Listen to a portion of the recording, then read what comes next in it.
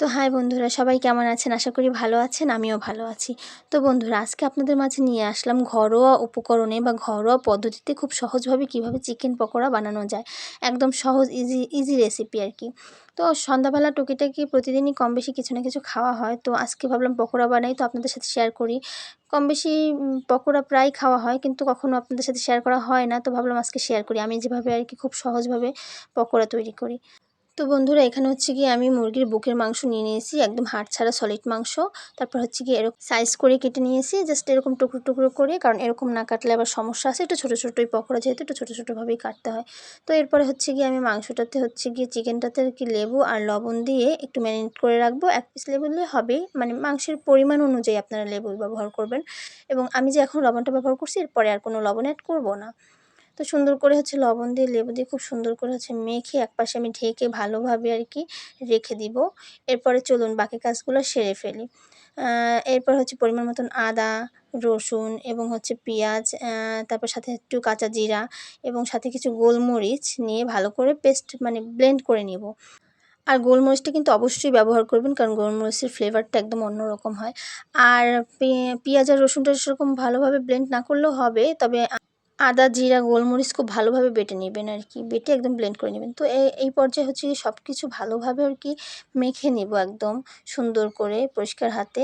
আমি আবার আপনাদের ভিডিও করতে করতে একটা জিনিস হচ্ছে গিয়ে ভুলে গেছিলাম, মরিচ অ্যাড করতে, মরিচের গুঁড়া বা কাঁচা মরিচ কুচি আর কি, যেটা অ্যাড করেন আপনারা। তো ভুলে যাওয়ার কারণে আমি হচ্ছে ফার্স্টে হচ্ছে গিয়ে এক কড়াই হচ্ছে গিয়া একদম মরিচ ছাড়াই মানে ভাজি, পরে হচ্ছে মনে পড়ে আমি পরে মরিচ অ্যাড করি। আপনারা কিন্তু অবশ্যই এই ভুলটা করবেন না। এরপরে হচ্ছে গিয়া সয়া সস পরিমাণ মতন, সয়া সস আপনারা দিলেও দিতে পারেন, নাও দিতে পারেন, এটা আপনাদের ব্যাপার। এটা একদম দিতে হবে এমন কোনো ব্যাপার নেই। এরপর পরিমাণ মতন বেসন অবশ্যই অল্প অল্প করে নেবেন এবং অল্প অল্প করে মাখিয়ে নেবেন আর কি। বেশি অনেকগুলো আহামরি ব্যবহার করবেন না, তাইলে কিন্তু বিষয়টা ভালো হবে না বা দরকার নেই আর কি।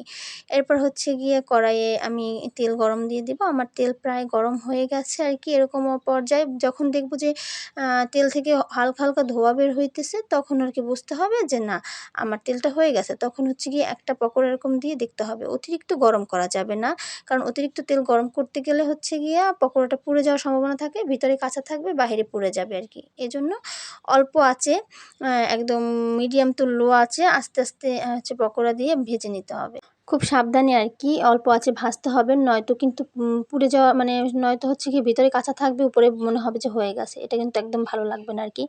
তারপর হয়তো এই তো বন্ধুরা, আমার প্রায় হচ্ছে গিয়ে পকোড়া ভাজা হয়ে গেছে, আপনার কালার দেখেই বুঝতে পারতেছেন। আর আর পকোড়া হয়ে গেছে, সহজ উপায় এটা বোঝার, সেটা হচ্ছে গিয়ে যখন দেখবেন তেলের বুদবুদ কমে গেছে, তখন বুঝতে হবে পকোড়া হয়ে গেছে। এরপর একটা ঝুড়িতে টিস্যু পেপার নিয়ে এর উপরে পকোড়াগুলো রাখছি, কারণ এক্সট্রা তেল থাকলে সেটা ঝরে যাবে। এরপর যে ওই যে বলছিলাম আপনাদের যে মরিচ ছাড়া পকোড়া ভাজছিলাম একবার এক কড়াই, তো সেইটার একটা টেস্ট করে দেখলাম যে না বন্ধুরা, খারাপ লাগে না, ভালোই লাগছে। তবে বাচ্চাদের জন্য এটা পারফেক্ট, আর গোলমরিচের একটা ফ্লেভার পাওয়া যাচ্ছে। তবে যারা ঝাল পছন্দ করেন তাদের কিন্তু ঝাল অবশ্যই অ্যাড করতে হবে। এই তো আমার সম্পূর্ণ পকোড়াগুলো ভাজা হয়ে গেছে বন্ধুরা, কালারগুলো দেখেন জাস্ট অস্থির। আর যখন কিনা এডিট করতেছিলাম তখনও জাস্ট মনে পড়তেছিল আর লোভ লাগতেছিল অনেক। আপনারা অবশ্যই বাসায় একবার ট্রাই করে দেখবেন, জাস্ট অসাধারণ। অবশ্যই বিভিন্ন রকম সস আইটেম রাখবেন, তাহলে তো আরও মজা। তো বন্ধুরা, আমার ভিডিও যদি ভালো লাগে থাকে অবশ্যই লাইক, কমেন্ট, শেয়ার করে আমার পাশে থাকবেন। আর অবশ্যই আমার আইডিটাকে ফলো দিয়ে রাখবেন, এভাবে নতুন নতুন আরও মজাদার ভিডিও পেতে। তো ধন্যবাদ বন্ধুরা, সবাই ভালো থাকবেন, টাটা।